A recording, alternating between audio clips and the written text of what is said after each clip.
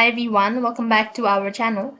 In this video, I'll be showing you the ways to freeze Experian credit. So in order to freeze your Experian credit, all you have to do is make sure to watch this video till the end and follow the instruction as guided. First of all, you need to log in and then you need to navigate to Experian Security Freeze Center. Next, you need to scroll down and click on remove or lift a security freeze. As you do that, you have to go ahead and type in your information into the appropriate boxes. Accordingly, put in the email address into the email boxes where it has been asked. Here, you need to verify that whether you've lived in the current address for at least 2 years or not. Now, moving on to the next procedure, just tap on temporary and make sure to select do you want to remove your freeze temporarily or permanently. Select the dates when you want the security freeze to be lifted. Then you can just go ahead and check the boxes to the terms and condition agreement and click the submit button located right at the bottom.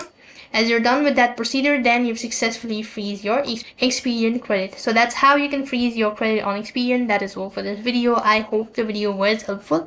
Make sure to like, share and subscribe to our channel. Thank you for watching. See you in the next video.